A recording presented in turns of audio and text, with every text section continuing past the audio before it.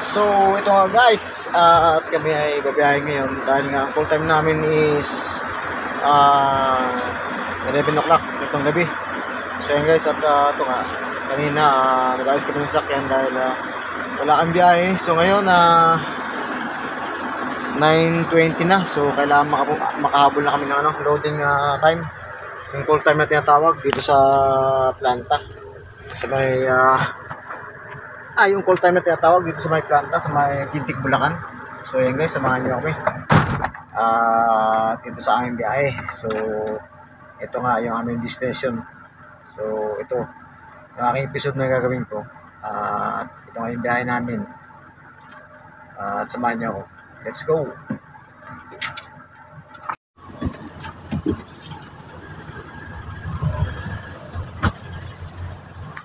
Ayan guys, talas kami na ng garahe. Ayan yung mga bahay namin, oh. Mga martis yan. Yan. Ayan guys, oh. Yan. Yan. Yan, si Nancy, oh. Gobalot.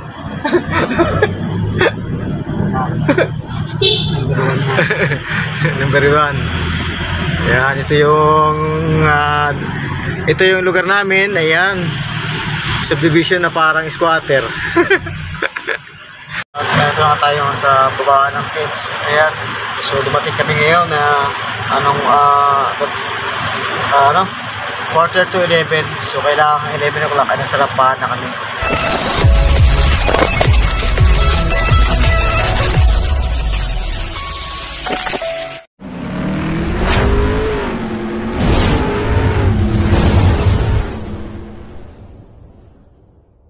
What's up? Alright mga kabiyero, kamusta kayo lahat? At ito nga po, ang biyahe natin ngayon is Las Piñas. So ito, at samahan nyo ako sa aking panibagong rota at panibagong episode na gagawin. So ito nga mga kabiyero, shortcut yung ating dadaanan. Walang traffic dito lang sa Alabang. Medyo malayo pa yung dadaanan. So dito nga tayo ngayon, dadaan sa Parañaque dahil tayo tutungo ng Las Piñas, Pure Gold. Alright, so ito guys, samahan nyo ako sa aking panibagong biyahe. Let's go. So yan guys, at narito naman yun ngayon sa sa plantang ito. Ayan, ito yung sa Gintik. Ito stories ng Gintik dito sa Bulacan. Alright. At ito nga yung stories na pinagkargahan namin kanina. Ayan, nakita nyo yan. Yan. Ayan yung mga bakante. So yan guys. Ayan mga bakante guys. Dito tayo galing kanina. Katapos pa lang natin mag-loading. So, ito nga mga kabiyero. Ayan. Magka-quarter to 12 na ng madaling araw. At katapos lang natin mag-load ng aking biyahe. So ito mga kabiyero, at samahan nyo ako sa aking panibagong episode na to. Ayan, dito po tayo ngayon sa may Bulacan nga. Dito yung loading area nila. Ayan, ito yung loading area nila. Mayroong mga number dito, may bawat number yung loading bay nila. So dito kami sa pinakadulo at yung number 13. Ayan, dito sa number 13 kami nag-loading. So ito nga mga kabiyero, samahan niyo ako sa aking panibagong episode na to. Right? So guys, let's go! At huwag niyo palang kalimutan mga kabiyero, para lagi kayo updated sa video na aking ina-upload, just click the button bell. Yan. And siyempre, comment, like, share, and comment. Alright? So guys, let's go! Maaga na nang kami nakarating dito sa may SLEX, at dito nga kami sa may tollgate ng Sukat dahil kami ay tutungo sa may Las Piñas, at mabilis nga ang daan dito, at ito nga ay gamit ang ATC line.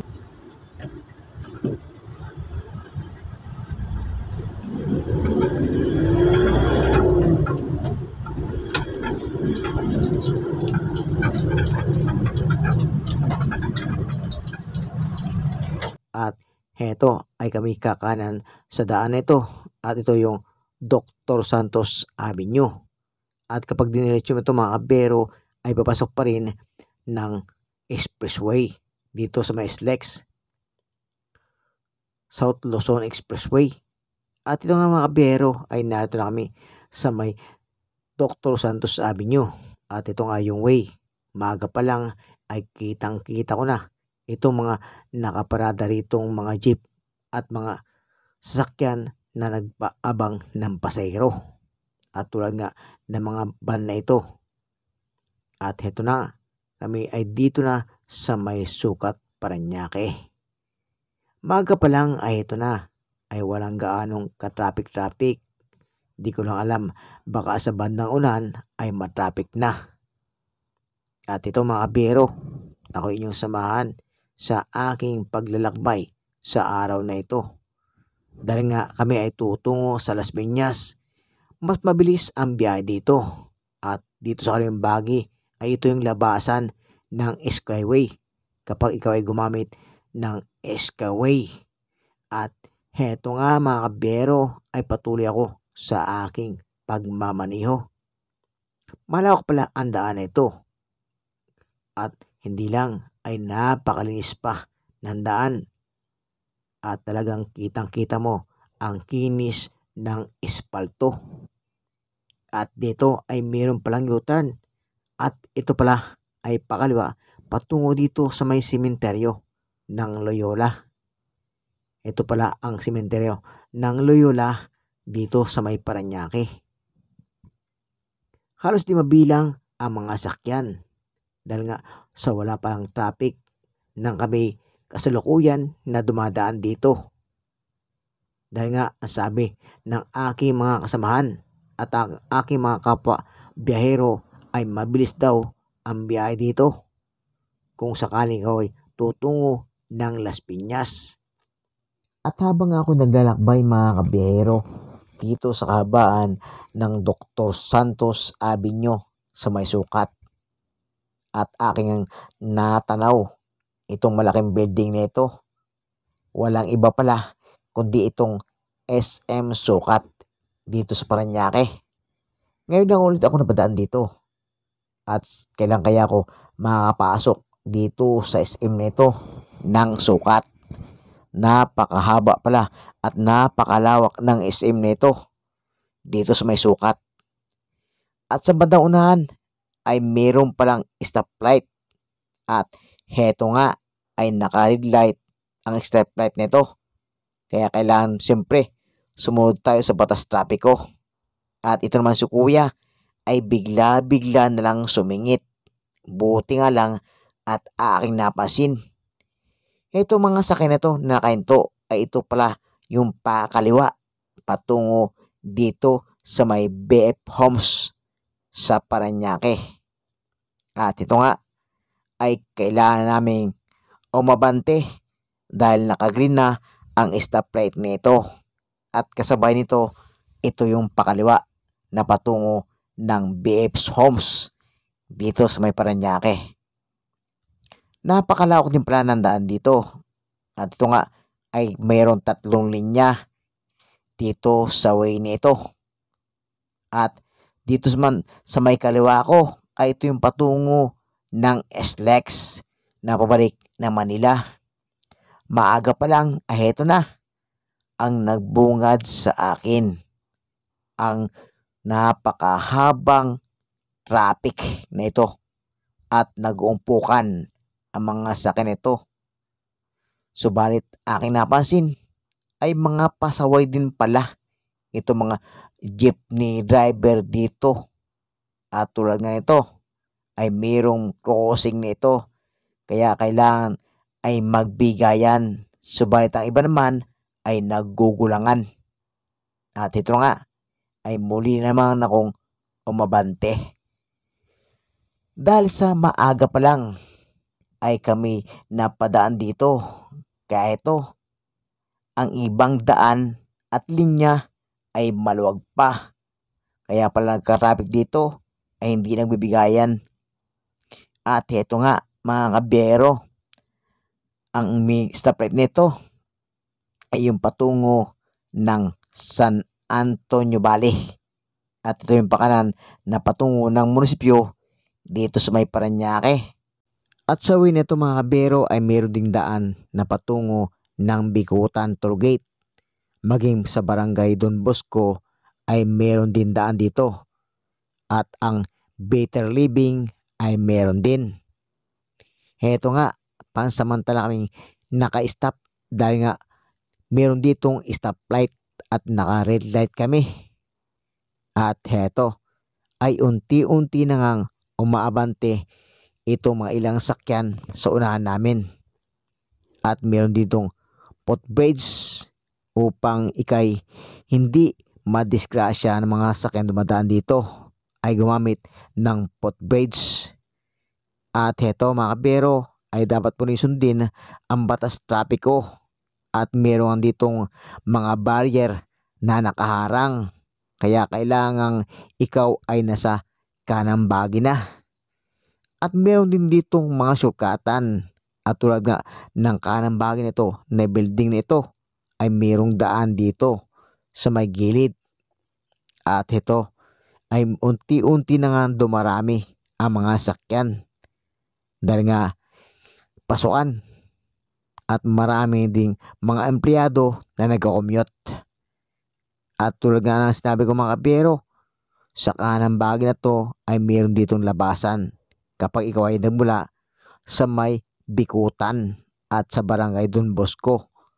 At hindi lang yan, maging sa munisipyo nitong Parañaque. At ito nga ay meron ditong mga island. Napakaganda pala na mga halaman dito. Aking ang napagbasdan habang ako'y nagmamaniho sa lugar nito. At ito ay aking pangnadaanan ang Pure Gold dito sa may sukat. Napakalawak din pala ng Pure Gold dito. At dikit-dikit ang mga negosyo. At hindi lang yan, ay napakalaki pa ng mga negosyante na mayroong nakatayo negosyo rito. At ito nga ay akala mo'y taong mga nag-umpukan ang mga sakyan nito. Ang tilabay akala mo ay nakahinto sila. Subalit ito ay traffic na. Dahil nga sa oras na ito ay medyo rush hour. Dahil ang iba ay mga nagko-commute, yung mga empleyado. At tulad nga ito mga kabiyero, merong barrier dito sa may stoplight nito. Kaya kung ikaw ay kakaliwa, ay dito ka na sa kaliwang bahagi upang ikaw ay di mahuli ng mga enforcer dito sa may Parañaque. At ito mapapansin ko mga kabiyero ay napakarami din pala mga pasaway ng mga jeepney dito. Akala ko ay sa Manila lang, ay dito rin pala. At ito ay dapat nating pagbigyan ang mga taong tumatawid sa may pedestrian line. At dito sa may kaliwa ay barangay Don Antonio Valle pa rin ang sinasakupan. At ito nga ay kanya-kanyang lusutan ang mga ilang sakyan dito. Ang iba ay nagugulangan, ang iba naman ay nagbibigay. At tulad nga ng van na ito. At unti-unti na kaming nakalusot sa crossing na ito. At dahil nga pinagbigyan namin ang ilang mga sakyan dito. Dahil kung hindi namin pabigyan ay malamang ay magkakaroon ng traffic sa daan na aming tinatahak. At heto nga ay patuloy ako sa aking paglalakbay. Dahil nga dito kami dumaan. Dahil mas mainam daw ang daan dito kaysa sa Alabang. Dahil maaga pa lang ay traffic na raw sa may Alabang. Siya nga pala sa aking mga kapwa driver na nagmamaniho ng mga malalaking sakyan tulad ng forward, 10-wheeler, trailer ay wala pa akong nakikita sa daan nito. Siguro ay meron silang ditong truck ban na tinatawag. At ito ay kanina pa lang ay wala akong nakikitang mga naglalakihang sakyan. Ito mga kabero, kami nga ay kakaliwa na sa stoplight na ito. Kaya kailangan ko dito sa kaliwang bahagi ako luminya. At tulad nga ng sign nito na dapat mong sundin at aking ang nakita ito. Kailangan mo palang kumaliwa ka na agad kung ikaw ay kakaliwa. Dahil dito ay merong barrier sa gitna. At kapag ikaw ay kumaliwa na nakalinya sa gitna ay maaari kang mahuli. Dahil ang iba sa ating mga motorista ay makakuha ng lisensya ay okay na. Kaya kahit ang mga batas trapiko ay hindi sinusunod, may mga violation ito na dapat nating sundin at sundin ang batas trapiko. At tulad nga ng way nito, merong footbridge na maaari mong daanan at meron ding jaywalking sa lugar nito. Baka kayo mahuli. At heto mga kabero, kami ay kakaliwa rito. At itong highway na patungo ng Casimero, Naga Street at patungong Bacoor. At ang padiretso ng Dr. Santos Avenue ay patungo ng NAIA, maging sa Pasay, SM MOA at Quirino Avenue. At heto mga kabero, ay narito na kami sa daan ito na patungo ng Las Piñas. At kasalukuyan namang ginagawa ang daan ito habang kami dumadaan dito. Siguro ay pinapalapad ang daan ito. At meron din palang mga terminal ng tricycle dito. At ito nga mga kabero, ang way nito ay patungo ng Las Piñas, maging ang Casimero at Naga Street at patungo ng Bacoor City. Mas mainam na dumaan dito dahil iwas traffic. At kung sakali ikaw ay dadaan sa may Alabang ay napaka-traffic sa lugar na yon. Kaya dito ay mabilis ang daan.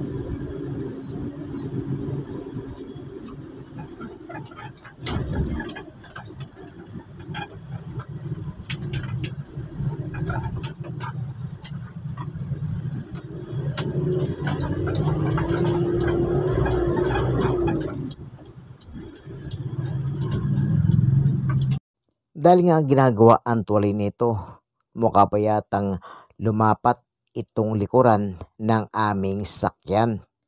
Dahil nga sa mababa itong aking sakyan na minamaneho. At heto mga kabero ay dito na kami sa way nito. At heto nga yung patungo ng Las Piñas. At sa kanang bahagi na to ay meron din ditong surkatan. Subalit hindi ko pa kabisado ang kanang bahagi na to.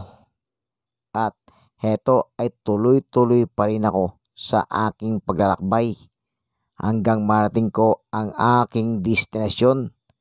Meron ding mga kurbada rito na patungo sa way na aking binabagtas. At tulad nga nandaan ito, medyo kurbada. Kaya kailangan magdahan-dahan at magbigay dahil ang ilang mga sakyan dito, kalimitan ay yung mga motor na hindi nagbibigay. At sa kanang bahagi na ito mga kabero ay dito yung patungo ng Bacoor, Cavite. At narito na kami sa may Casimero at aming nga madadaanan itong aming dideliveran dito sa may Pure Gold ng Casimero. At heto nga mga kabero, yung kanang bagi ay patungo ng Bacoor City. At ito yung Naga Street. At dito nga mga kabero, sa way nito ay marami din mga syukatan. At heto, maaga pa lang ay kanya-kanya ng lusutan ang karamihan ng mga motorcycle na ito. Kaya ito ay aking pinagbigyan. At ang ilan dito ng mga negosyo ay nakasara pa dahil maaga pa lang nang kami napadaan sa way na ito. At meron din pala mga subdivision sa lugar na ito. At heto nga mga kabero, yung Casimero Pure Gold sa kanang bagi na aming pinanggalingan nakaraan. At ito, yung ating mga kapwa biyahero ay kanya-kanya silang pila. Dahil dito ay kailangan mong pumila, hindi pwedeng una-unahan. At ito nga mga kabero ay napakalinis ng daan dito. Yung nga lang, sa lugar na to, mga kapwa ko biyahero, kung maari ay mag-ingat dahil dito ay maraming malilikot ang kamay. At yun ang aking narinig sa taga rito. At ito nga mga kabero ay kami nakahinto pansamantala dahil dito ay meron ding crossing o yung mga kumakariwa dahil sa badaunan ay eskwelahan pala. At dito ang eskwelahan ng National High School. At ito nga ay buhay na buhay pa ang pangalan ni Nini Aguilar. At ito yung National High School sa lugar na ito. At dito nga sa may Casimero. Sa oras na ito kasi ay pasukan ng mga estudyante. Kaya ito ay napaka-traffic sa way na ito na aking binabagtas. Dahil nga ang pakalawang ito ay patungo ng eskwelahan. Dikit-dikit ang mga eskwelahan dito.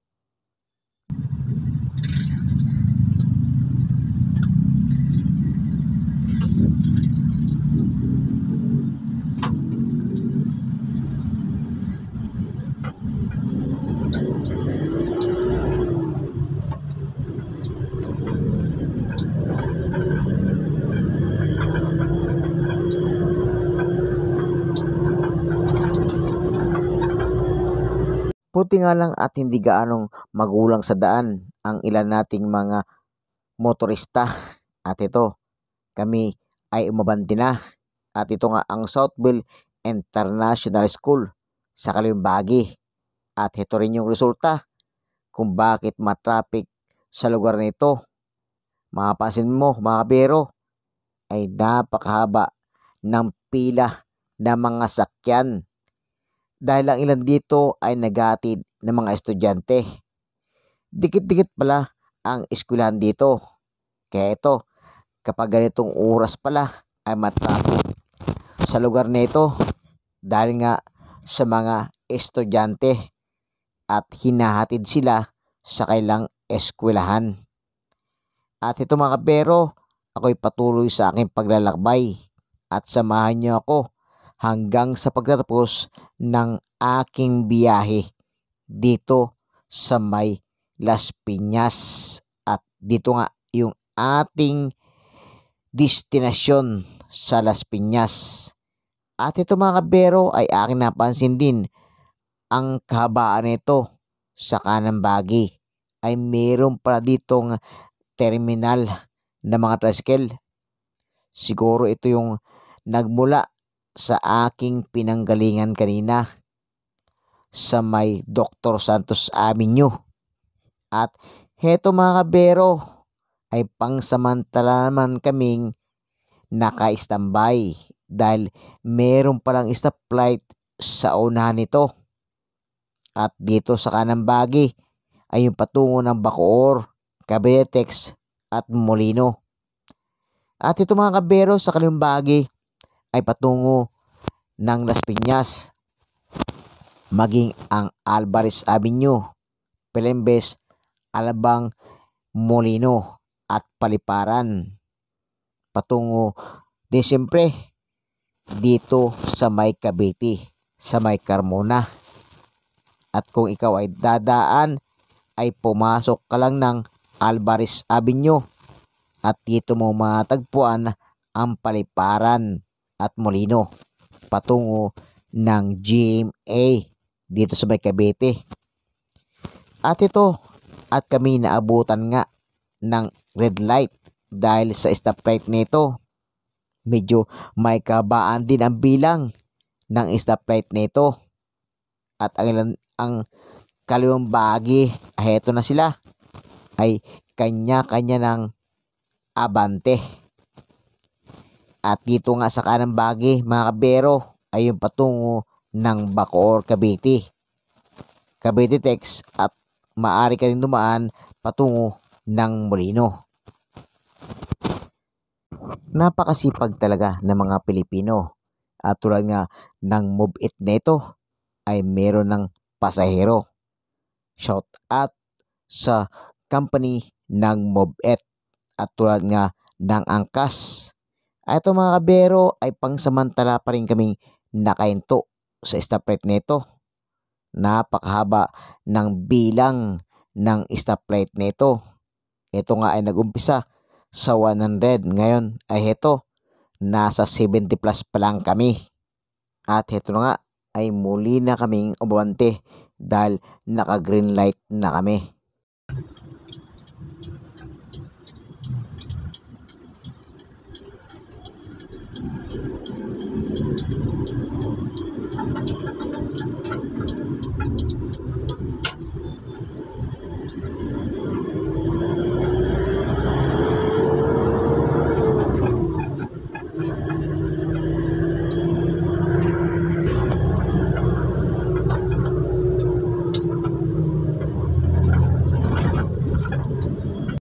At dito na kami mga kabero sa may Las Piñas at aking ang nadaanan ang Robinson na ito dito sa may Las Piñas.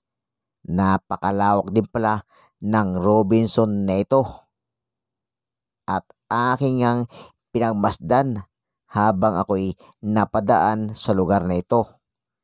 Heto mga kabero ay meron naman ditong stoplight. At dito nga tayo sa may barangay Talon 1 sa may Las Piñas City.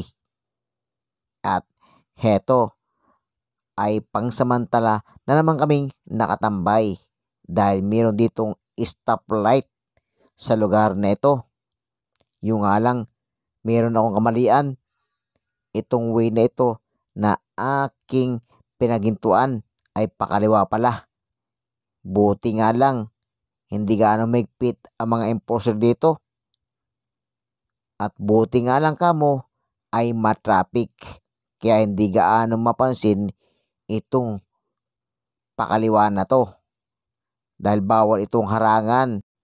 At ito ay muli naman kaming umabante. Pagkalipas namin ng stoplight ay kami kakaliwa na pala.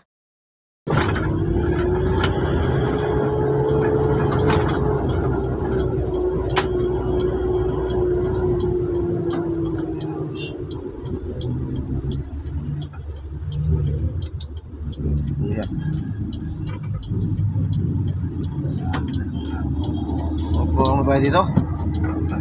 Ha? Ba't si Kuya dito? Lak pala dito, gulong to, no?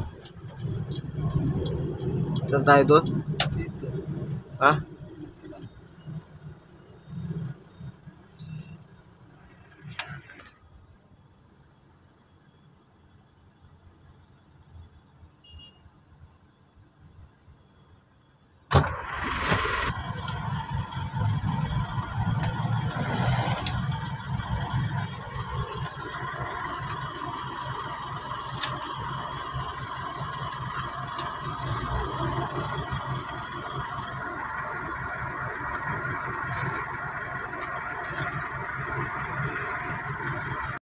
Ayan guys, narito na kami sa may narito na nga po kami sa may Fury Gold ng Las Piñas. Napakalawak pala ng Fury Gold na to. At ito nga, nanggaling kami sa may sukat exit. Yan, dito sa may Parañaque. At dumaan nga kami sa mga surukatan. Yan, dito sa may Casimero, sa Naga Street. Dito kami dumaan at mas mabilis at iwas traffic kaysa dadaka pa sa may Alabang. So yan guys, at maraming salamat sa inyo. At tayo magpapaalam na. See you later. Bye-bye.